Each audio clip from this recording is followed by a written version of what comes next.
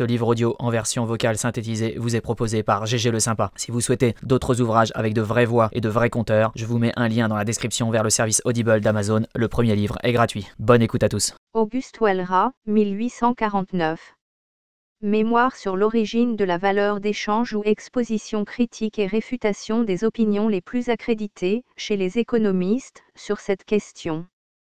Lu par l'auteur à l'Académie des sciences morales et politiques, séance du 15 septembre 1849. De quelque manière qu'on entende l'économie politique, quelle que soit l'idée qu'on se fasse de son domaine et de son but, il est facile de reconnaître que l'idée de la valeur d'échange joue un grand rôle dans toutes les théories qui se rattachent à cette science, et qu'à tel titre ou à tel autre, elle mérite constamment de fixer l'attention des économistes. Quant aux écrivains qui considèrent l'économie politique comme la science de la richesse sociale et qui n'hésitent pas à identifier la richesse sociale avec la valeur échangeable, il leur est manifestement impossible d'attacher une trop grande importance à cette dernière idée. Tout ce qui tient à la valeur d'échange est fondamental en économie politique. David Ricardo l'a proclamé, Jean-Baptiste Say l'a répété après lui, et il est certain que, dans le système de ces écrivains, leur assertion est parfaitement fondée. L'idée de la valeur d'échange est donc une idée fondamentale en économie politique. Ajoutons à cela que, s'il y a quelque chose de plus fondamental que tout le reste, c'est, sans contredit, la question de l'origine de la valeur. Et, en effet, la nature d'un être ou d'un phénomène quelconque est essentiellement liée à l'origine de cet être ou de ce phénomène.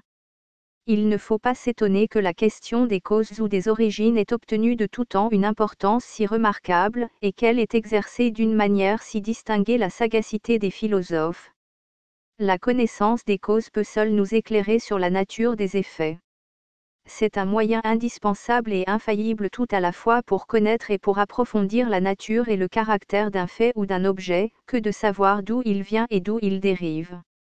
Aussi n'y a-t-il que de faux savants ou des esprits superficiels qui puissent rester insensibles à l'exclamation du poète philosophe. Félix qui potuirerum cognoscere causa. Qu'on me pardonne ces réflexions. J'aurais pu les supprimer mais elles m'ont paru nécessaires pour faire comprendre et pour justifier, jusqu'à un certain point, l'espèce de solennité avec laquelle j'ai posé et agité, à différentes reprises, la question très importante, en économie politique, de l'origine de la valeur échangeable. Abstraction faite des considérations que je viens d'exposer, il me suffirait de citer l'exemple des économistes les plus célèbres, pour faire approuver le but que je me propose, et l'obstination avec laquelle je crois devoir le poursuivre. D'un autre côté, l'expérience vient encore appuyer et soutenir ma résolution. Je ne crains pas de le dire, c'est à mesure que la question de l'origine de la valeur d'échange a été plus nettement conçue et plus clairement discutée que l'économie politique est sortie des ténèbres qui entouraient ses premiers pas, et il ne serait pas trop téméraire d'avancer que les progrès de cette science ont été en raison directe des efforts que l'on a consacrés, dans ces derniers temps, à la solution de la question que je viens de signaler. J'ai exposé ailleurs mon opinion personnelle sur cette question, et je ne prétends pas la reproduire ici. Mais, en supposant que je fusse hors d'état d'en présenter moi-même une solution satisfaisante, il me serait toujours permis de signaler les fausses routes où se sont égarés, jusqu'à ce jour, les économistes les plus célèbres. Et, en effet, il y a plusieurs moyens de préparer et d'assurer le triomphe de la vérité. Sans doute, un des plus puissants, c'est de la montrer et de la faire briller dans tout son jour, mais pour parvenir à ce but, il n'est pas inutile d'attaquer les erreurs accréditées et de dissiper les fausses lueurs qui s'opposent à son triomphe. Il règne aujourd'hui, dans le monde économique, deux opinions principales sur l'origine de la valeur d'échange, l'une qu'on peut appeler l'opinion des économistes anglais, et qui s'appuie sur l'autorité de Smith, de Ricardo, de McCulloch, l'autre, qu'on peut appeler la doctrine française, et qui se recommande par les noms de Condillac et de Jean-Baptiste Say. La première fait venir la valeur d'échange du travail ou des frais de la production. La seconde place la cause de la valeur dans l'utilité. Je me propose d'exposer successivement ces deux opinions et de les combattre l'une après l'autre. Je commencerai par celle des économistes anglais. Parmi les choses qui nous sont utiles, parmi les choses qui sont propres à satisfaire nos divers besoins, et que, dans un sens général et absolu, nous appelons des biens ou des richesses, il y en a qui jouissent d'une utilité directe, il y en a d'autres qui ne présentent qu'une utilité indirecte, c'est à peine si j'ai besoin de définir ces expressions, elles sont assez claires par elles-mêmes. Il suffit de quelques exemples pour faire comprendre parfaitement la différence qui existe entre ces deux espèces d'utilité. Personne n'ignore qu'un arbre, planté au milieu d'une forêt, n'a, à beaucoup d'égards, qu'une utilité indirecte, car, si l'on veut en faire des meubles ou du bois à brûler, il faut le couper ou le façonner d'une certaine manière, pour qu'il se prête à l'usage que l'on a en vue. La mine de fer qu'on tire des entrailles de la terre n'a également d'abord qu'une utilité indirecte, elle doit subir plusieurs opérations avant de nous donner un couteau, un sabre, une clé, une serrure, etc. Ce que nous devons remarquer ici, c'est qu'il est impossible, sous ce rapport comme sous beaucoup d'autres, d'établir, parmi les choses dont nous nous servons, une démarcation tranchée et absolue. L'utilité est essentiellement relative aux besoins qu'elle satisfait, à la jouissance qu'elle procure. Il est donc évident que pour savoir et pour décider si une chose est directement ou indirectement utile, il faut avoir égard aux besoins qu'elle est appelée à satisfaire, à la jouissance qu'elle doit procurer. On ne peut pas dire, de prime abord, que telle chose a une utilité directe ou indirecte. Mais cela ne doit pas nous empêcher de comprendre que, relativement aux divers besoins que nous éprouvons, et par rapport aux différentes jouissances dont nous sommes susceptibles, il y a des choses d'une utilité plus ou moins directe ou indirecte, c'est-à-dire des choses dont la forme extérieure et constitutive se rapproche plus ou moins du but final de toute utilité, qui est la satisfaction d'un besoin ou la production d'une jouissance.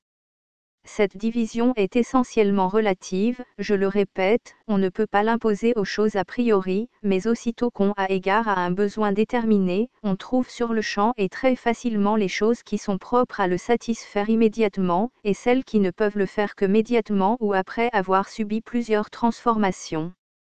Ainsi, par rapport au besoin de manger, par exemple, le pain est plus directement utile que la farine, et la farine elle-même est d'une utilité plus directe que le blé. Relativement au besoin de boire, le vin a une utilité plus directe que le raisin qui est encore dans le pressoir ou sur la vigne. Un habit tout fait est bien plus près de satisfaire le besoin qui le réclame que l'étoffe étalée en pièces chez le marchand drapier.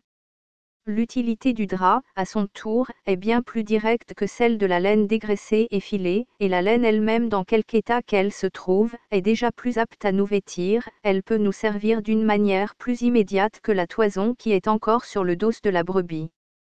Tout cela n'y paraît assez clair, et ce sont là, si je ne me trompe, des vérités assez simples pour être triviales. En voici une autre qui ne l'est pas moins. Pour qu'une chose qui n'a qu'une utilité indirecte acquiert une utilité directe, il faut, le plus souvent, qu'elle soit soumise à un certain travail, qu'elle subisse une opération manufacturière. C'est l'industrie humaine qui transforme continuellement les utilités indirectes en utilités directes, c'est l'industrie humaine qui, d'un objet qui ne peut nous servir que médiatement, tire un nouvel objet capable de nous servir immédiatement. Ainsi, pour faire de la farine avec du blé, il faut employer le travail du meunier, et pour faire du pain avec de la farine, il faut que l'industrie du boulanger vienne à notre secours. On ne peut pas faire du vin avec du raisin, sans le travail du vigneron. Celui du tisserand est nécessaire pour métamorphoser la laine en drap, et, pour faire un habit avec ce même drap, il faut avoir recours à l'art du tailleur d'habits. Portons les yeux sur tout ce qui nous entoure, plaçons-nous au milieu d'une campagne fertile et riante, au sein d'une ville populeuse, industrieuse et commerçante, ou bien dans l'intérieur d'une maison d'habitation, examinons l'un après l'autre tous les objets qui frappent nos regards, il nous sera bien difficile d'en trouver un sur 1000 qui ne porte pas l'empreinte de l'industrie humaine, qui ne doivent pas au travail quelqu'une de ses propriétés, qui ne soit pas, jusqu'à un certain point, le fruit de notre activité. Frappé de cette considération certainement très importante, et que je ne cherche point à affaiblir, n'ayant pas de peine à s'apercevoir que la richesse sociale se compose de choses qui ont été, pour la plupart, façonnées par l'industrie humaine, et que les objets dont nous nous servons, que nous achetons et que nous vendons, ont presque tous été soumis à un certain travail. Des économistes sont survenus qui ont placé dans le travail l'origine de la richesse, et qui, voyant dans la production ou dans les différents actes de notre industrie une longue et perpétuelle création de choses utiles, ont donné aux richesses proprement dites, ou à tous les objets qui ont de la valeur, le nom générique de produit, et ont avancé que la valeur d'échange n'avait d'autre origine que les frais même de la production, ou la somme des dépenses qu'il fallait faire pour confectionner ces produits. Cette opinion, dont le germe se trouve dans les écrits de Galliani, s'est principalement développée en Angleterre, pays d'industrie et de manufacture. Elle a été érigée en système par Adam Smith, adoptée et développée par ses disciples, et l'on conçoit avec quelle facilité des écrivains anglais ont pu se laisser aller à cette illusion.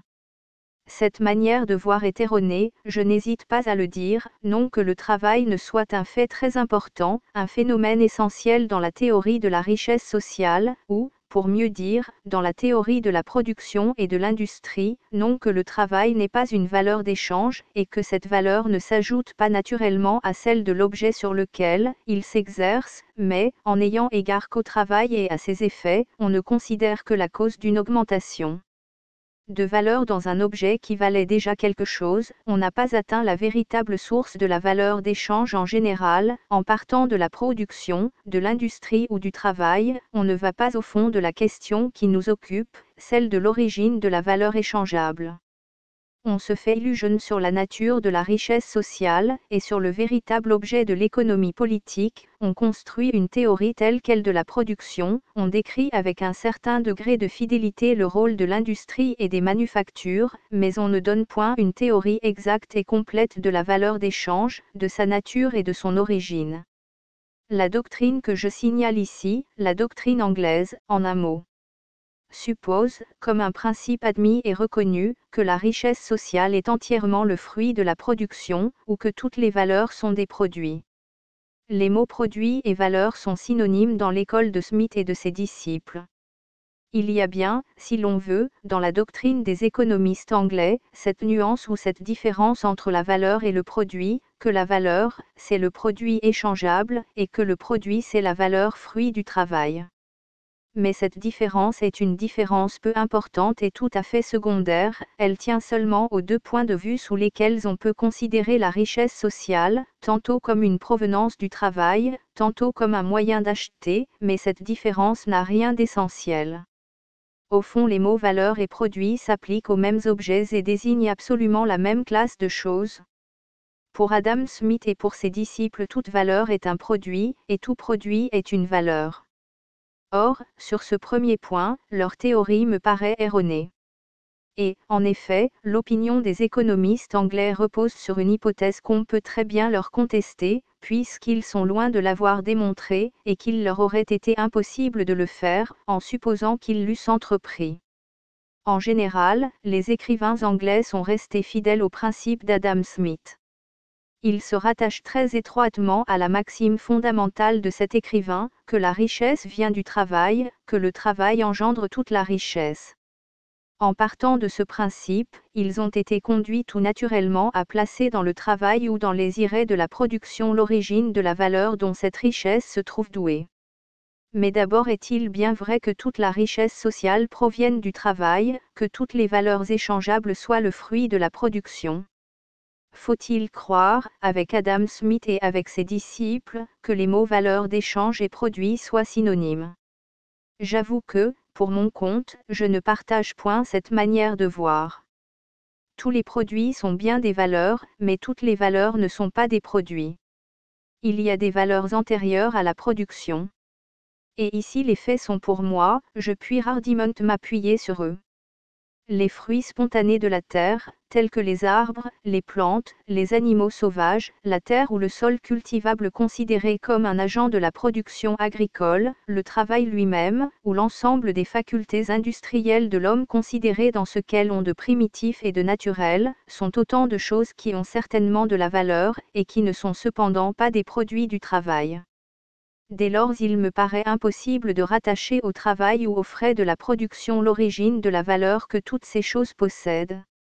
Il faut chercher ailleurs que dans la production la source des valeurs antérieures à ce phénomène.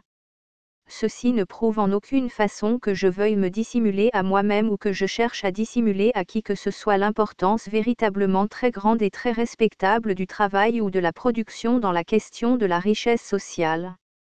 Je suis aussi bien disposé que qui que ce soit à accorder à l'industrie humaine toute la place qu'elle mérite. Mais, de ce qu'une chose est très importante dans ce monde, de ce qu'elle y joue un rôle éminent, il ne s'ensuit pas précisément qu'elle soit unique. Le soleil est un grand et beau luminaire, sans contredit, il est la source la plus féconde de la chaleur et de la clarté. Mais cela ne nous oblige point à fermer les yeux ou à garder le silence sur la lune et sur les étoiles qui brillent pendant son absence, et sur les autres sources de chaleur qui se développent à côté de celle-là. Quelle que soit la vaste étendue de l'océan, il serait ridicule de ne tenir aucun compte ni des lacs, ni des fleuves ou des rivières qui arrosent nos continents, qui nous fournissent aussi bien que la mer, quoiqu'en plus petite quantité, des poissons et des productions de toute espèce, et qui nous offrent, aussi bien qu'elle, quoique dans une moindre étendue, des moyens de communication et de transport. Que l'on compare, si l'on veut, le travail à soleil, qu'on le compare à l'océan, soit, qu'on lui accorde toute l'importance qu'il mérite, je le veux bien, mais que du moins on l'y détruise pas la vérité en l'exagérant, et qu'on veuille bien reconnaître qu'il existe un certain nombre de valeurs d'échange, quelque petit que soit ce nombre, qui ne sont pas le fruit du travail et dont l'existence est antérieure à la production. Or, si les faits que j'invoque sont évidents et incontestables, s'il y a, comme tout le monde peut s'en convaincre, des valeurs d'échange qui ne sont pas le fruit du travail, il est impossible de placer dans le travail l'origine de la valeur, et il suffit de cette première observation pour étouffer dans son germe et pour ruiner dans son principe la doctrine de Smith et de ses disciples. Mais il y a plus. Passons, si l'on veut, sur cette première difficulté.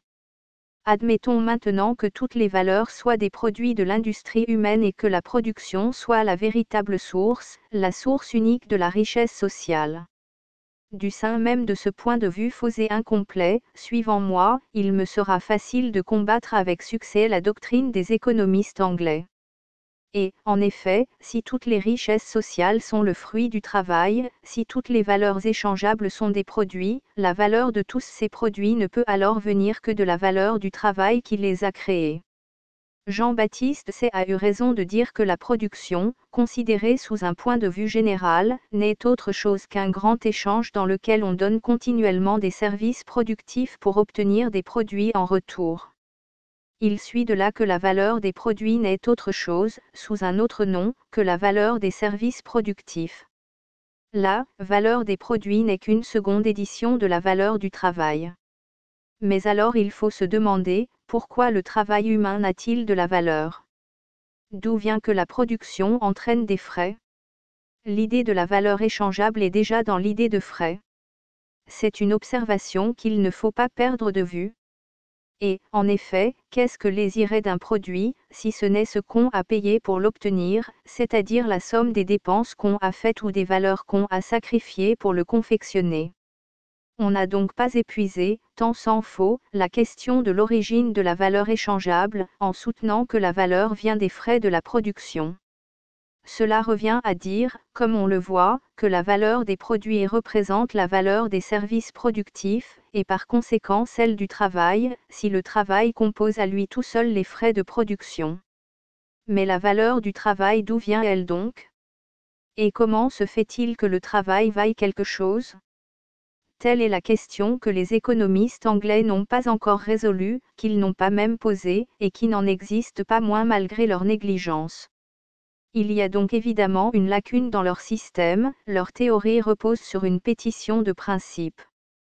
Je n'ignore pas, il est vrai, que les économistes ne sont pas d'accord entre eux sur la nature et sur le nombre des services productifs, sur le sens qu'il faut donner au mot production, et à l'idée dont il est le signe. Il y a plusieurs auteurs qui ne voient autre chose dans ce phénomène que la création de la richesse sociale par le moyen du travail et de l'industrie humaine, et tel est le système que j'ai combattu jusqu'à présent. Jean-Baptiste sait, à qui il faut rendre cette justice, qu'il s'est constamment efforcé de perfectionner sa doctrine, ou pour mieux dire, celle d'Adam Smith sur la production. Jean-Baptiste s'est fait de ce phénomène une idée plus large, moins incomplète, et par cela même moins fautive à certains égards. Jean-Baptiste n'admet pas comme Ricardo, comme McCulloch, que le travail soit la seule source de la richesse sociale, la seule origine de l'utilité et de la valeur. Les industriels, selon lui, ne sont pas les seuls producteurs. Jean-Baptiste décerne aussi ce titre honorable et flatteur aux capitalistes et aux propriétaires fonciers. Je n'ai point à me prononcer ici sur le fond de cette doctrine, considérée dans son ensemble et dans ses résultats. Je dois me contenter de faire remarquer que, lorsque Jean-Baptiste parle des 13 de production ou des services productifs, il n'entend pas désigner seulement par là le travail des industriels, qui sont suivant lui, les ouvriers, les entrepreneurs et les savants. La création de l'utilité et de la valeur, qui en est la suite, est due, d'après Jean-Baptiste au triple concours de l'industrie des terres et des capitaux. Ainsi, dans le système de cet auteur, les services productifs représentent des travaux ou des services rendus par l'industrie, des services fonciers ou des services rendus par les fonds de terre, et enfin des services de capitaux ou des services rendus par les capitaux. En d'autres termes, les frais de production se composent dans la doctrine de Jean-Baptiste de salaires, de profits et de feuilles. Adam Smith lui-même a enseigné que le travail était la source et la mesure de la valeur d'échange dans cet état grossier de la société qui précède l'accumulation des capitaux et la propriété des terres, et quoique Smith, au dire de David Ricardo, n'ait nulle part analysé les effets de l'accumulation des capitaux et de l'appropriation des terres sur les valeurs relatives des produits ou des marchandises, il paraît, d'après ses propres expressions, qu'il ne sait point dissimuler que le profit des capitaux et la rente des terres avaient dans un état social plus avancé une influence incontestable sur la valeur des produits, par où l'on voit que la doctrine de Smith n'est pas tellement éloignée de celle de Jean-Baptiste qu'on ne puisse trouver entre les deux systèmes une analogie assez frappante. Quoi qu'il en soit à ce sujet, la manière dont Jean-Baptiste a envisagé la question de la production pourrait-elle donner à mes adversaires quelque avantage dans la question qui nous occupe en ce moment, celle de la véritable origine de la valeur échangeable? Je ne le pense point, et l'on sera bientôt tenté, je l'espère, de partager mon opinion. Quelles que soient les corrections et les améliorations introduites par Jean-Baptiste dans le système de Smith et de Ricardo, et quelque mérite qu'elles supposent dans le célèbre auteur auquel nous les devons, Jean-Baptiste n'en soutient pas moins que la production, considérée d'une manière générale, n'est autre chose qu'un grand échange dans lequel on donne continuellement des services productifs pour obtenir des produits en retour, d'où il suit nécessairement que la valeur des produit n'est et ne peut être autre chose, sous un autre nom, que la valeur des services productifs. Supposons donc, pour un moment, qu'on adopte la doctrine de Jean-Baptiste sur la production, je n'aurai autre chose à faire, pour combattre et pour réfuter les conséquences qu'on voudrait en déduire, qu'à agrandir le cercle du raisonnement que je faisais tout à l'heure. La valeur vient des frais de production, me dira Théon, et les frais de production ne sont plus seulement des travaux, ce sont aussi des services fonciers et des services de capitaux. Qu'importe cette différence dans la manière de concevoir la production.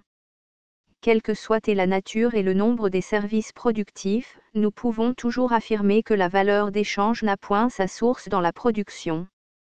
Et, en effet, dans le système de Jean-Baptiste comme dans celui de Smith et de Ricardo, la production se présente toujours comme un grand échange où l'on donne des services productifs contre des produits, et, dans un système comme dans l'autre, la valeur des choses qui en ont une représente toujours la valeur des choses qui ont été consommées pour les produire.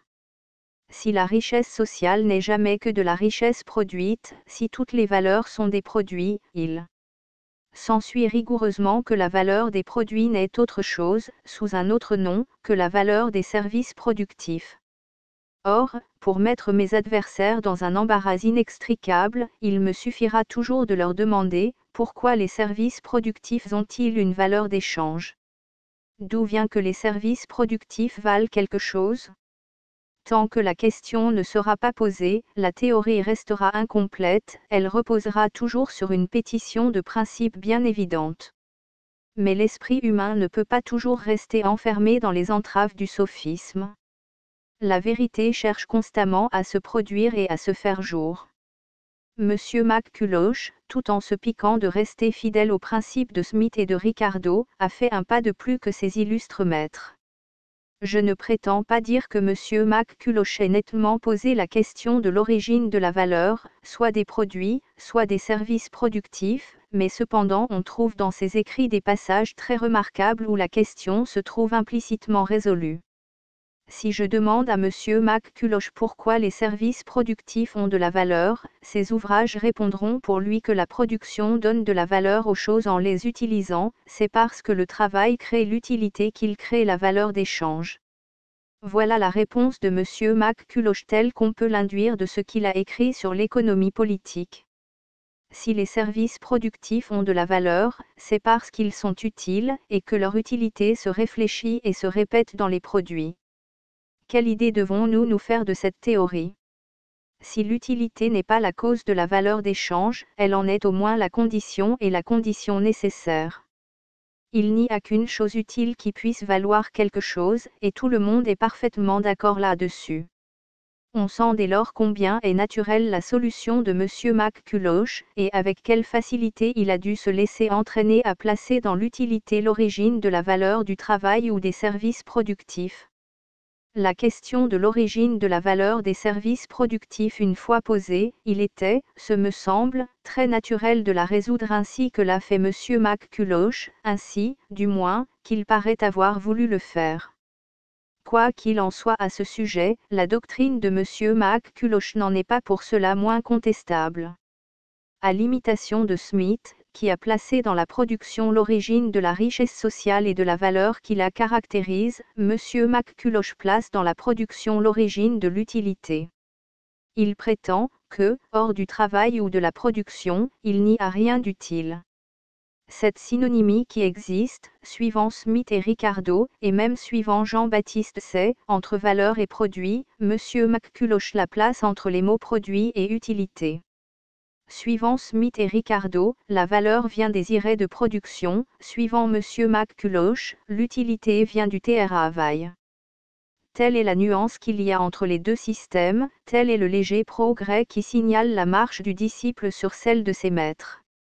Suivant Smith et Ricardo, le travail crée la richesse, et par conséquent la production crée la valeur. Suivant Monsieur McCulloch, la production crée la richesse, parce qu'elle produit l'utilité. Or, comme valeur et richesse sont synonymes dans les deux systèmes, on peut conclure de la doctrine de McCulloch que la valeur des produits ou des services productifs vient de l'utilité qui caractérise, soit les produits, soit les services productifs. J'ai refusé de croire avec Smith et Ricardo que la production créa la valeur d'échange.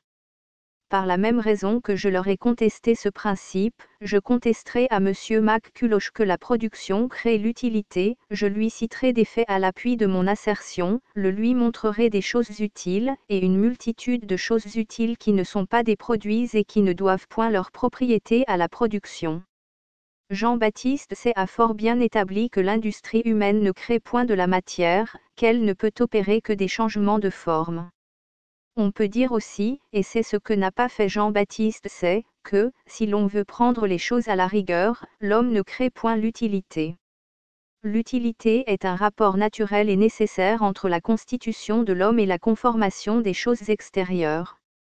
L'utilité dérive, il est vrai, de la forme qu'ont ces choses, et cette forme, c'est souvent l'homme qui la leur donne. Je ne suis point disposé à contester des faits aussi évidents et aussi palpables, mais j'ai le droit de remarquer que, la forme des choses étant une fois donnée, l'utilité dérive nécessairement de l'analogie qui existe entre cette forme et les besoins de l'humanité. L'homme, en créant la forme, a créé l'utilité, voilà ce qu'on peut dire. Ce que je puis dire à mon tour, c'est que l'homme ne peut pas créer la forme sans créer par. cela même l'utilité. L'homme façonne les choses à son gré, et de la forme qu'il leur donne résulte nécessairement une utilité plus ou moins grande. La forme dépend de l'homme et l'utilité dépend de la forme. Cela est si vrai, que l'utilité est plus ou moins grande, suivant que la forme est plus ou moins parfaite. L'homme est presque toujours le maître de changer la forme des choses, il n'est pas toujours le maître de leur donner de l'utilité. Il arrive souvent qu'il crée de l'utilité par hasard et sans s'en douter. Il fait une chose pour s'amuser, pour se distraire, et il arrive que sans y penser et sans le vouloir, il a fait une chose utile. Souvent aussi il croit faire quelque chose d'utile, et il se trouve que, en définitive, il n'a rien fait de bon. L'utilité n'est donc pas entièrement en sa puissance. Elle se lie intimement à la forme des choses et ne peut pas se séparer de cette forme. L'homme, il faut bien en convenir, a de l'empire sur cette forme, et cet empire, il l'exerce très fréquemment, et la plupart du temps, d'une manière très fructueuse. En ce sens, on peut dire que l'homme crée l'utilité qui résulte de la forme qu'il a créée, mais s'il crée l'utilité, ce n'est au moins que d'une manière indirecte. L'utilité est une conséquence immédiate de la forme, et l'utilité est plus ou moins grande, abstraction faite de la volonté de l'homme, suivant que la forme est plus ou moins parfaite. Mais si j'admets que l'homme est, la plupart du temps, le créateur de certaines formes d'où résulte une utilité, je ne saurais admettre que l'homme soit le créateur de toutes les formes utiles. Assurément, il y a dans le monde une multitude de formes utiles qui sont dues à l'industrie humaine, mais bien certainement aussi il y en a une multitude considérable dans lesquelles la production ou le travail de l'homme n'entre pour rien. Ici les faits se présentent en foule, et cette première observation suffit pour infirmer la doctrine de M. McCulloch. Je n'ignore pas, il est vrai, que M. McCulloch distingue l'utilité directe et immédiate de l'utilité médiate et indirecte. Son opinion est que la production est la source unique de l'utilité directe, et qu'avant l'intervention du travail, l'utilité directe n'existe point. Je pourrais d'abord lui contester cette première assertion. Je pourrais lui citer des choses qui ont une utilité directe avant qu'aucune espèce de travail ne s'y soit appliquée. La chose ne serait peut-être pas très difficile. Mais je veux bien passer sur cette première difficulté. J'admets que l'utilité directe soit toujours le fruit du travail. M. McCulloch croit-il sérieusement que l'utilité directe soit la seule qui puisse jouir d'une valeur échangeable? Croit-il que les choses qui peuvent nous servir immédiatement soient les seules choses valables? J'avoue que, pour mon compte, je suis bien éloigné de penser de même. Sans doute, je ne prétends pas confondre l'utilité directe et l'utilité indirecte, j'ai déjà tenu compte de cette distinction. Mais je regarderai toujours comme une grande erreur de croire que l'utilité directe soit la seule qui ait de la valeur et que l'utilité indirecte ne vaille jamais rien. Il y a des utilités indirectes qui ont de la valeur, et ce second fait bien constater, suffit encore pour renverser la théorie de M. McCulloch. Il est si vrai que l'utilité indirecte suffit pour donner de la valeur aux choses, pour motiver le prix qu'on en donne ou qu'on en reçoit, qu'il suffit d'un sentiment vague ou d'une présomption quelconque d'utilité, pour donner de la valeur à certains objets. Si nous venons à découvrir un objet qui ne nous paraisse d'abord propre à aucun usage, mais que nous puissions juger être susceptible de nous servir par la suite, d'une manière quelconque, et dans une circonstance quelconque, nous le regarderons dès lors comme une chose précieuse, et nous sommes disposés à ne le céder à personne, sans recevoir un équivalent de la valeur que nous lui attribuons, par suite seulement de cette opinion où nous sommes que, quoiqu'il ne soit pas actuellement utile, il peut d'un jour à l'autre le devenir. Enfin, et c'est par là surtout que la doctrine de M. McCulloch doit provoquer notre attention, si les services productifs valent en raison de leur utilité, et si la production donne de la valeur aux choses en les utilisant, ce n'est pas au travail lui-même, en particulier, ou aux services productifs, en général, qu'il faut attribuer l'origine de la valeur d'échange, c'est à l'utilité même qui résulte du travail ou de la production. Si c'est en créant de l'utilité directe ou indirecte que la production crée de la valeur n'est plus l'effet de la production, elle est l'effet de l'utilité.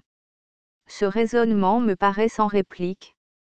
Or, que devient la doctrine de McCulloch lorsqu'elle est réduite à ces termes? Que devient la doctrine de Smith et de Ricardo ainsi modifiée par leurs habiles disciples? Évidemment, elle s'évanouit, en se transformant, elle s'efface en se complétant, elle se détruit, elle perd toute son originalité, elle retombe évidemment dans la doctrine de l'école française qui fait venir la valeur de l'utilité. La doctrine anglaise ne forme plus un système à part, une école distincte, elle se fond dans la doctrine de Condillac et de Jean-Baptiste Say. Dès lors elle devra partager le sort de celle-ci, elle restera soumise à toutes les objections que j'invoquerai contre elle. Mes arguments porteront désormais sur l'une et sur l'autre doctrine. Elles se défendront ensemble, et si elles succomberont toutes les deux et sous les mêmes coups. Cette seconde doctrine qui a prévalu en France, et qui fonde la valeur d'échange sur l'utilité, paraît préférable, au premier coup d'œil, à celle que nous venons de critiquer. Elle a certainement l'avantage d'être plus complète, elle a résolu logiquement le problème qu'il s'agissait de résoudre. Ici l'explication et l'objet expliqué sont deux choses distinctes. On ne répond pas à la question par la question même.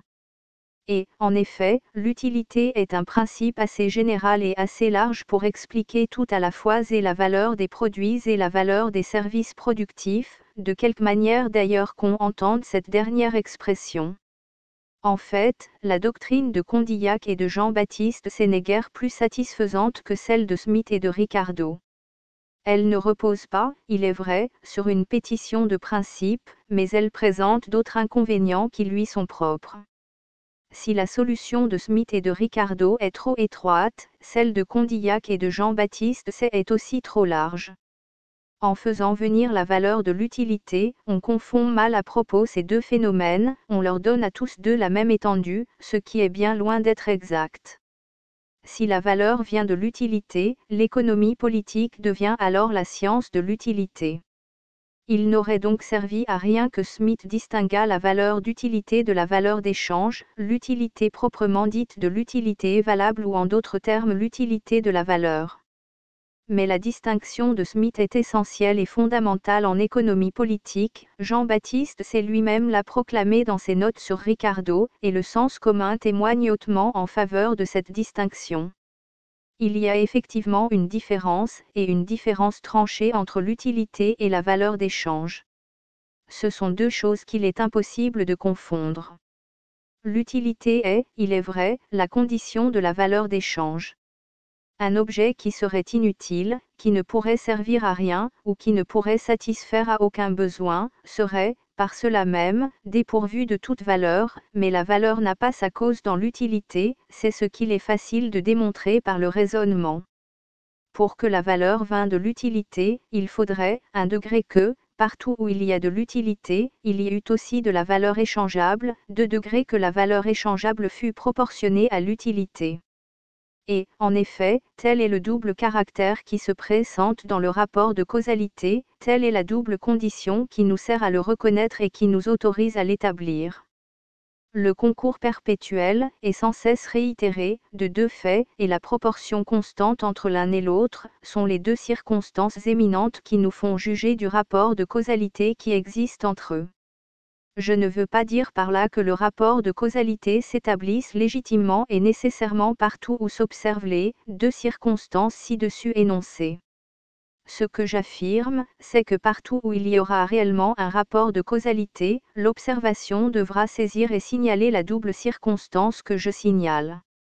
Il est impossible d'admettre que, deux faits étant donnés, l'un soit l'effet de l'autre, si l'un des deux ne se produit pas toutes les fois que l'autre se produit, et si celui-là n'est pas plus ou moins intense, plus ou moins prononcé, suivant que celui-ci se présente à son tour, avec plus ou moins d'intensité, avec plus ou moins d'énergie. Pourquoi jugeons-nous que le soleil est la cause de la lumière, ou que la lumière vient du soleil ? Parce que toutes les fois que le soleil paraît, la lumière vient à sa suite, et parce que la lumière est d'autant plus vive que le soleil lui-même est plus apparent. Pourquoi disons-nous que la chaleur est la cause de la dilatation des corps ? Parce que tout corps qui est échauffé se dilate, et parce qu'il se dilate d'autant plus qu'il est plus échauffé. Il n'y a rien de plus évident que ce principe. J'ai donc raison de dire que, si la valeur venait de l'utilité, si l'utilité était la véritable cause de la valeur, il faudrait d'abord que la valeur accompagnât toujours l'utilité, et, en second lieu, que la valeur fût d'autant plus forte ou d'autant plus faible, que l'utilité serait elle-même plus grande ou plus petite. Or, malheureusement pour la doctrine de Condillac et de Jean-Baptiste Say, voilà précisément ce qui n'a pas lieu. Ici encore les laisses sont sous nos yeux. Nous n'avons autre chose à faire qu'à observer et à conclure.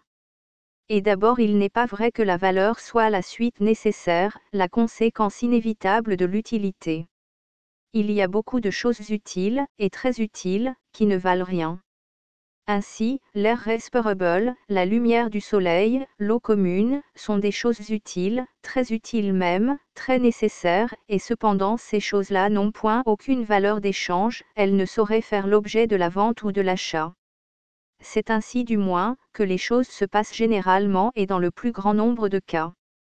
Si les choses que je viens d'énumérer obtiennent quelquefois une valeur d'échange, ce est évidemment que dans quelques circonstances extraordinaires et tout à fait exceptionnelles. Il ne faut pas croire, du reste, que cette objection ait échappé à Condillac ou à Jean-Baptiste Say, et il est curieux de comparer les efforts qu'ils ont faits pour la résoudre. Condillac prétend que, partout où il y a de l'utilité, il y a de la valeur échangeable, et il s'évertue à prouver que l'eau commune, l'air respirable et la lumière du soleil ont une valeur d'échange. Cependant, comme Condillac n'a jamais vu personne s'en aller au marché, pour y faire sa provision d'air ou de lumière, et donner de l'or, de l'argent ou de toute autre marchandise, pour se procurer ces divers objets, il faut qu'il cherche à démontrer que, malgré les apparences, ces biens nous coûtent quelque chose, et ici il se fonde sur une observation fort juste en elle-même, et que je suis très loin de contester, mais qui n'a certainement pas la portée qu'il lui attribue. Quoiqu'on ne donne point d'argent pour se procurer une chose, dit Condillac, elle coûte, si elle coûte un travail. Soit. Voilà donc Condillac affirmant que, lorsque nous sommes loin de la rivière, l'eau nous coûte l'action de l'aller chercher, et que, lorsque nous sommes sur le bord de la rivière, l'eau nous coûte l'action de nous baisser pour en prendre. Il ajoute à cela que l'air nous coûte tout ce que nous faisons pour le respirer, pour en changer, pour le renouveler, et qu'enfin il nous coûte encore du travail ou de l'argent pour employer à nos usages les rayons du soleil.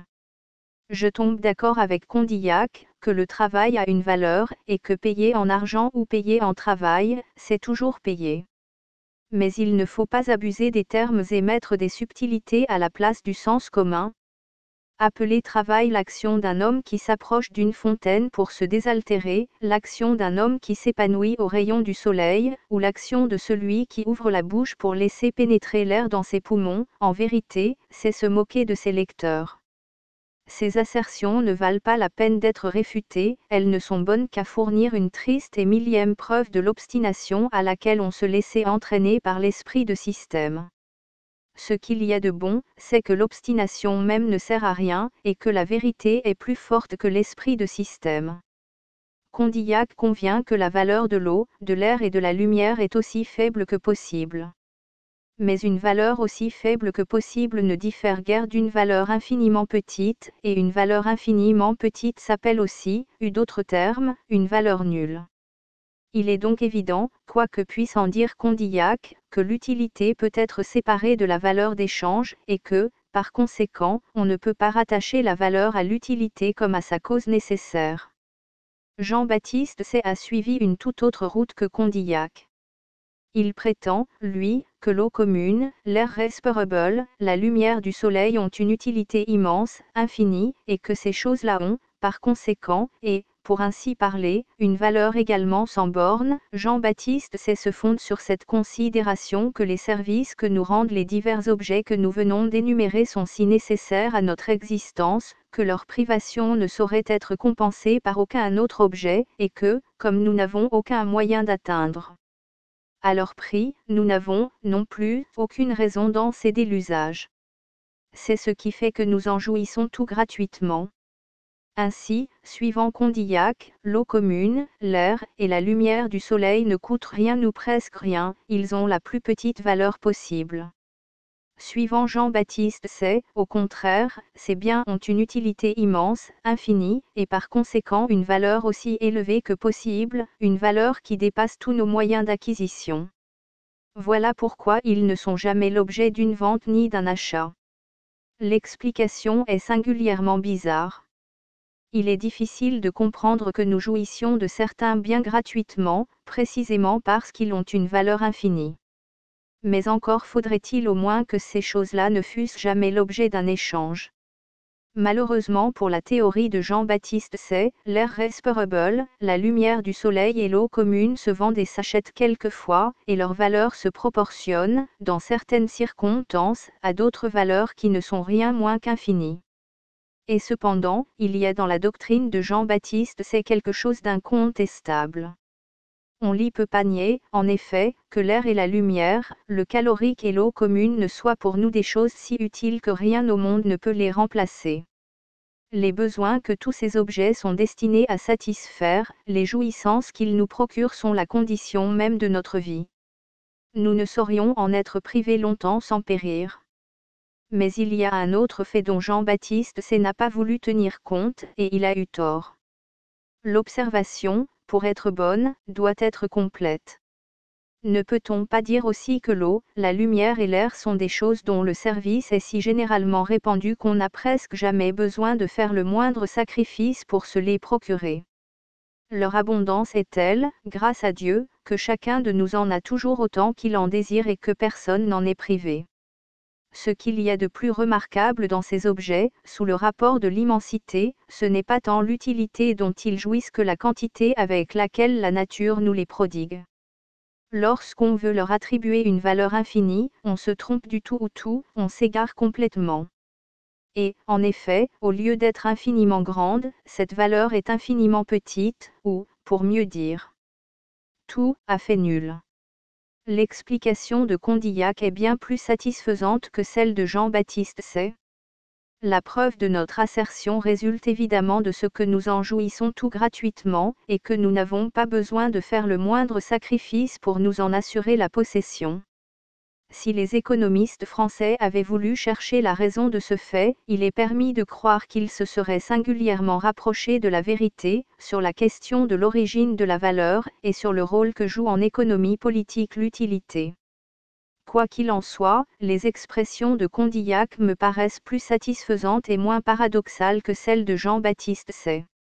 Non seulement la valeur d'échange n'accompagne pas toujours l'utilité, il ne manque pas de choses utiles qui ne valent rien, non seulement l'utilité se montre souvent toute seule et sans que la valeur l'accompagne, mais il arrive encore que, dans les choses qui sont utiles et valables tout à la fois, la valeur ne se proportionne point à l'utilité, et cette vérité qu'on ne peut révoquer en doute porte un nouveau coup à la doctrine de Condillac et de Jean-Baptiste Say. Il est impossible d'assigner les bornes à l'utilité, dans l'acception économique de cette expression. L'utilité se prend, en économie politique, dans le sens le plus étendu. Les mets les plus recherchés, et, par cela même, les plus malsains sont utiles aux gourmands, et les parures les plus incommodes sont utiles à l'esclave de la vanité. Le poignard sert à l'assassin et le poison sert à l'empoisonneur. Par où l'on voit que, lorsqu'il est question d'utilité en économie politique, il faut faire abstraction de la prudence et même de la moralité qui s'attachent à nos actions et à l'usage que nous faisons des êtres impersonnels, pour ne tenir compte que du besoin bien ou mal fondé qui nous fait désirer tel ou tel objet que nous jugeons propre à le satisfaire. Cela posé, nous pouvons remarquer encore qu'il est assez difficile d'établir différents degrés d'utilité parmi le nombre incalculable de choses dont nous nous servons. On distingue assez généralement parmi les objets qui nous sont utiles ceux qui sont absolument nécessaires à notre conservation et ceux qui nous sont purement agréables. C'est une distinction fort ancienne que celle du nécessaire et du superflu. Plusieurs tentatives ont été faites pour agrandir cette nomenclature, et l'on peut mettre au nombre des plus heureuses celle de M. Massia qui a distingué des valeurs de première nécessité, des valeurs d'agrément, des valeurs de luxe et des valeurs de fantaisie ou de caprice. On peut approuver ou rejeter cette distribution de tous les objets utiles. On peut surtout se diviser pour savoir où finit le nécessaire et où commence l'agréable, pour tracer la ligne de démarcation entre le luxe et le caprice. mais quelque difficulté qu'il y ait à apprécier rigoureusement les diverses espèces d'utilité, et quoiqu'il me paraisse impossible d'en établir jamais une classification exempte d'arbitraire, il sera toujours facile d'apercevoir que, parmi toutes ces utilités, il y en a de moins réelles ou, si l'on veut, de moins raisonnables, de moins fondées les unes que les autres. Le pain est certainement plus utile que tel ou tel bijou, et la viande nous sert beaucoup mieux que les feux d'artifice.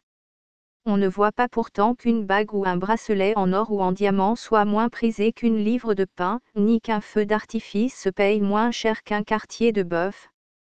Condillac et Jean-Baptiste Say pourront-ils nous dire pourquoi une plume d'autruche a plus de valeur qu'une plume d'oie, et pourquoi un magistrat intègre et éclairé, un administrateur habile sont bien moins rétribués qu'un danseur? Il suit de ces exemples et d'une foule d'autres qu'on pourrait invoquer que la valeur d'échange ne se proportionne pas à l'utilité, et que, par conséquent, ce n'est pas dans l'utilité qu'il faut placer la source de la valeur d'échange. Cette proportion naturelle qui doit exister entre la valeur d'échange et la cause quelconque qui l'a produite est encore une idée qui a embarrassé Condillac et Jean-Baptiste Say parce qu'ils ont senti tout le parti qu'on pouvait en tirer contre leur doctrine, et, pour répondre à cette difficulté, ils se sont vus obligés d'être infidèles à leur premier principe, mais ici encore il est curieux de signaler la différence qui existe entre l'explication de Condillac et celle de Jean-Baptiste Say. Condillac s'est complètement égaré lorsqu'il a voulu expliquer les variations dont la valeur d'échange est susceptible. Après avoir dit que la valeur a son fondement dans l'utilité, il ajoute que la valeur augmente dans la rareté et diminue dans l'abondance. Évidemment, il y a ici une contradiction frappante dans le principe de notre philosophe, où la valeur vient de l'utilité, et alors la valeur grandit et diminue avec l'utilité elle-même, où la valeur grandit et diminue suivant un autre principe que celui de l'utilité, et alors la valeur prend sa source dans ce nouveau principe dont elle partage les variations. Pourquoi un fait quelconque se proportionnerait-il à autre chose qu'à sa cause? Et pourquoi une cause quelconque exercerait-elle une influence sur un effet qu'elle ne produit point, qui ne provient pas d'elle? Mais Condillac ne s'arrête pas là. Il prétend que la valeur des choses est fondée sur leur rareté ou sur leur abondance, lorsque l'utilité teste la même. Mais, ajoute-t-il, si l'on suppose que les choses sont également rares ou également abondantes, on leur attribue plus ou moins de valeur, suivant qu'on les juge plus ou moins utiles. Ainsi, l'utilité étant la même, la valeur grandit ou diminue avec la rareté, et la rareté étant la même, la valeur grandit et diminue avec l'utilité. Telle est en résumé la doctrine de Condillac. Ce qui revient à dire, comme on le voit, que la valeur d'échange est en raison composée de l'utilité et de la rareté. Condillac n'a pas tiré cette conclusion, mais la logique et l'arithmétique nous autorisent à la tirer, car elle découle nécessairement des prémices qu'il a établies. Or, la doctrine de Condillac, ainsi comprise, est inadmissible. La valeur d'échange n'est point en raison composée de l'utilité et de la rareté, car pour cela il faudrait qu'elle fût en raison directe de l'une et de l'autre. Or je soutiens que la valeur d'échange n'est grandie ni ne diminue avec l'utilité. L'utilité est la condition de la valeur d'échange, mais elle n'en est pas la cause. Il y a des choses utiles, très utiles même, qui ne valent rien, et il y a des choses très superflues qui coûtent excessivement cher. Ici les faits sont pour moi et la théorie de Condillac est en contradiction avec les faits. Il n'y a qu'une chose que je puisse accorder à Condillac, c'est que la valeur grandit avec la rareté et qu'elle diminue au sein de l'abondance, mais il ne faut pas s'imaginer que ce principe puisse se concilier avec cet autre que l'utilité est la cause de la valeur. Ainsi pour revenir à la vérité, il faut absolument que Condillac sacrifie sa première assertion et qu'il soit le premier à se donner lui-même un démenti. Mais Condillac ne s'est pas aperçu qu'il ne se comprenait pas lui-même, lorsqu'il disait « l'utilité restant la même ». Cette expression, la même utilité, est une expression amphibologique et qui présente un double sens. L'utilité peut être considérée dans sa nature ou, si l'on veut, dans son intensité, dans l'aptitude qu'elle présentait à satisfaire un besoin, ou à procurer une jouissance. Elle peut être considérée aussi dans sa somme ou dans sa quantité, c'est-à-dire dans le nombre de choses utiles, dans la grandeur de l'approvisionnement. Or quand on parle d'une utilité qui reste la même, il faut avoir soin de dire si l'on entend que l'utilité ne change pas sous le rapport de sa nature, de son intensité, ou si l'on entend par là que la somme des choses utiles ne subit aucun changement. Condillac ne fait pas attention à cette différence. S'il avait eu soin d'en tenir compte, il aurait vu que l'utilité considérée dans sa nature n'exerce aucune influence sur la valeur d'échange, que c'est l'utilité considérée dans sa somme ou dans sa quantité qui exerce de l'influence sur la valeur. Au reste, l'explication de Condillac, ici comme tout à l'heure, brise son principe, mais elle a du moins l'avantage de nous ramener vers la vérité. Il n'en est pas de même de Jean-Baptiste Say. Le disciple a été plus malheureux ou plus mal inspiré que le maître. Jean-Baptiste Say, comme Condillac, a prévu l'objection qu'on pourrait faire à sa doctrine, et, comme Condillac, il a voulu la prévenir. Il a donc répudié son premier principe. Mais, au lieu de se rapprocher de la vérité, il s'en est écarté dans un autre sens, il est venu se jeter dans les bras de l'école anglaise. Et, en effet, après avoir avancé que la valeur venait de l'utilité, Jean-Baptiste Say distingue une utilité naturelle et une utilité produite, et il nous enseigne que la valeur d'échange se proportionne à l'utilité produite seulement. Certes, l'explication a droit de nous surprendre. Et, en effet, cela revient à dire que la production est la cause de la valeur, car, comme je le disais tout à l'heure, un effet ne saurait se proportionner à autre chose qu'à sa cause.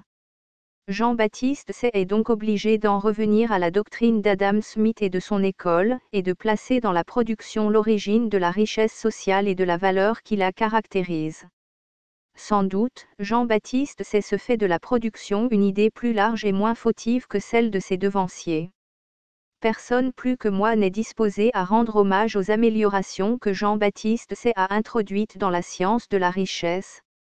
Grâce à lui, nous savons que la production se compose d'autre chose que de travail, et que les services des capitaux et les services des fonds de terre figurent au nombre des services productifs. J'aime à reconnaître et à proclamer la supériorité de la doctrine de Jean-Baptiste Say, comparée à celle des économistes anglais. Mais peu importe ici cette supériorité. Jean-Baptiste Say n'en soutient pas moins que la valeur se proportionne à l'utilité produite, d'où je conclus que la valeur vient de la production ou que la valeur des produits représente la valeur des services productifs. Mais la valeur des services productifs, d'où vient-elle donc, et à quoi se proportionne-t-elle ? Telle est la question qu'on peut adresser à Jean-Baptiste Say, et, à moins qu'il ne veuille tomber, comme il l'a fait, dans un cercle vicieux, en invoquant encore ici l'utilité, il faudra bien qu'il s'adresse à un autre principe pour trouver l'origine de la valeur, soit des produits, soit des services productifs. Si les économistes anglais n'ont tenu compte que du travail de l'homme dans les frais de la production, Jean-Baptiste Say ne tient compte, à son tour, que des services productifs qui ont de la valeur ou qui se font payer. Les services productifs reconnus par Jean-Baptiste Say sont les services fonciers, les services industriels et les services des capitaux. Ce sont là des services valables, des services dont l'usage et l'emploi se font payer, mais il y a d'autres services productifs qui sont très utiles, très importants dans l'œuvre de la production, et dont le concours ne se paye point. Tels sont le vent, la chaleur solaire, la pesanteur, l'attraction, l'affinité chimique, toutes les forces naturelles qui s'exercent d'une manière universelle et plus ou moins permanente. Jean-Baptiste Say a proclamé lui-même l'utilité de tous ces agents naturels, mais pourquoi donc Jean-Baptiste Say ne s'est-il point demandé la cause de la différence qui existe entre les fonds de terre et les autres agents naturels dont il a proclamé l'utilité ? Il ne pouvait pas ignorer cependant, et il l'a reconnu lui-même en termes exprès, que tandis qu'on paye le service d'un champ, d'un capital ou d'un ouvrier, on ne paye pas le service du soleil, du vent, ou de la pression atmosphérique. Or encore une fois, où est la raison de cette différence ? Et comment Jean-Baptiste Say n'a-t-il pas senti la nécessité de se faire cette question ? S'il y a des services productifs qui se paient en raison de leur utilité, pourquoi les autres agents naturels, dont l'utilité n'est pas moins certaine, ne se font-ils pas payer ? Jean-Baptiste Say répond, il est vrai, que si les agents naturels, tels que le vent, le soleil et l'eau commune, ne se paient point, c'est précisément parce qu'ils ont une utilité immense, infinie, et que leur valeur est également sans borne. Singulier raisonnement dont j'ai déjà fait la critique. La valeur vient de l'utilité, les choses qui ont une utilité immense, infinie, ont une valeur sans borne, et de là vient que nous ne les payons point et que nous en jouissons tout gratuitement. Et maintenant, je le demande de bonne foi, que faut-il penser d'un principe qui se défend par une pareille argumentation ? Ainsi, malgré la diversité de leurs points de départ, et malgré toutes les discussions qui se sont élevées entre eux, on voit, par cette analyse rapide, que les écrivains des deux écoles, anglaise et française, sont mutuellement poussés les uns vers les autres, et qu'ils se rapprochent beaucoup plus qu'ils ne paraissent le croire ou qu'ils ne sont disposés à en convenir. La seule différence qu'il y ait entre les deux écoles se trouve dans la manière dont elles définissent la production. Jean-Baptiste met au nombre des services productifs les services industriels, les services fonciers et les services des capitaux, tandis que les écrivains anglais ne tiennent compte que du travail. Du reste, les écrivains anglais ne peuvent s'empêcher, dès qu'on les presse un peu vivement, d'invoquer le principe de l'utilité, pour expliquer la valeur du travail, et d'un autre côté, Jean-Baptiste pour expliquer la proportion qui doit exister naturellement entre la valeur et la cause quelconque qui la produit, est obligé de mettre en avant son utilité produite, ou d'avoir recours à la production. Ainsi se dévoile l'analogie qui existe entre les deux systèmes. On voit qu'ils ont besoin l'un de l'autre pour s'étayer et pour se compléter tant bien que mal. Mais ce qu'il y a de plus remarquable ici, et ce que j'ai essayé de faire ressortir, c'est que, malgré l'appui mutuel qu'ils se prêtent, les deux systèmes n'en sont pas moins caducs l'un et l'autre. Aux économistes de l'école anglaise qui placent dans le travail ou dans les frais de la production l'origine de la valeur d'échange, j'ai montré des valeurs antérieures à la production, des richesses sociales qui ne sont pas le fruit du travail. En second lieu, je leur ai montré que la production n'est qu'un échange dans lequel on donne des services productifs et dans lequel on reçoit des produits, et je les ai mis en demeure de répondre à cette question, d'où vient la valeur des services productifs ? Aux économistes de l'école française, aux adeptes de Condillac et de Jean-Baptiste qui placent la cause de la valeur dans l'utilité, j'ai fait voir qu'il y a des choses utiles qui ne valent rien, je leur ai montré que la valeur ne se proportionne pas à l'utilité, et, à l'aide de faits éclatants, incontestables, j'ai ruiné également l'un et l'autre système. Et cependant, de l'examen rapide de ces deux doctrines, nous pouvons tirer des conclusions très utiles et très importantes. En effet, on a senti que le point de départ de l'économie politique était le besoin de l'homme et l'utilité des choses extérieures. On a compris que, dans un sens large et absolu, l'utilité était la véritable richesse, mais que l'objet de l'économie politique était la richesse sociale ou la valeur d'échange.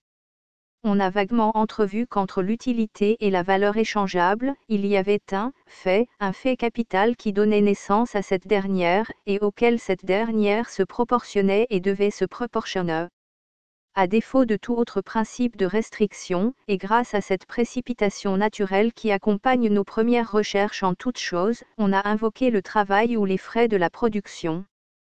Mais comme l'observation ne tarde pas à découvrir et à signaler des valeurs antérieures au travail ou à la production, les uns se sont obstinés à chasser du domaine de l'économie politique toutes les richesses qui ne sont pas le fruit du travail, et, par là, ils ont mutilé la science, ils lui ont enlevé une portion de son domaine, les autres, pour expliquer l'origine de ces valeurs, qui ne sont pas produites, et même, dans tous les cas, pour expliquer la valeur des services productifs, sont revenu au principe de l'utilité, oubliant qu'il avait d'abord proclamé comme un principe fondamental en économie politique la distinction que Smith a établie entre l'utilité et la valeur d'échange, et agrandissant ainsi mal à propos le champ de la science qu'il cultivait.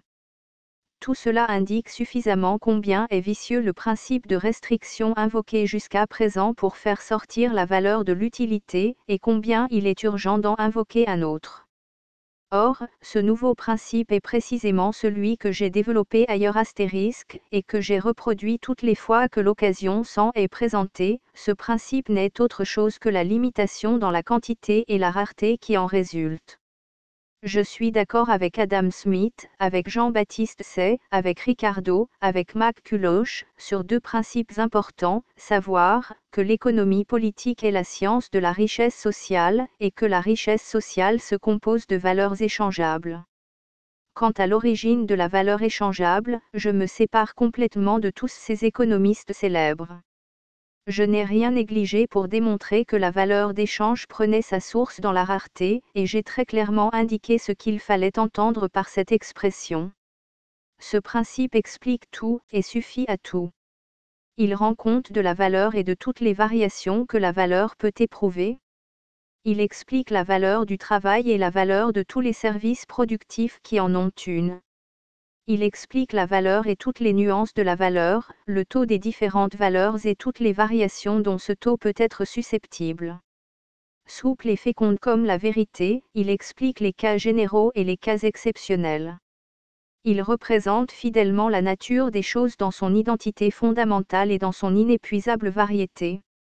On peut dire que les économistes les plus célèbres, ceux de France, comme ceux d'Angleterre, ont gravité autour de lui sans avoir le bonheur de le rencontrer, mais, aujourd'hui, il y aurait une obstination déplorable à ne pas le reconnaître, et je crois l'avoir mis dans un jour suffisant pour qu'on ne soit plus tenté de le contester. Fin du mémoire, merci pour votre écoute. Un grand merci pour avoir visionné cette vidéo en entier. Si cette vidéo vous a plu, n'hésitez pas à vous inscrire sur ma chaîne et à liker cette vidéo. Un petit pouce bleu fait toujours plaisir et m'encourage dans mon travail. Je vous encourage aussi à laisser un commentaire si vous avez des remarques par rapport à la vidéo ou bien à la réalisation. Merci à tous et à bientôt.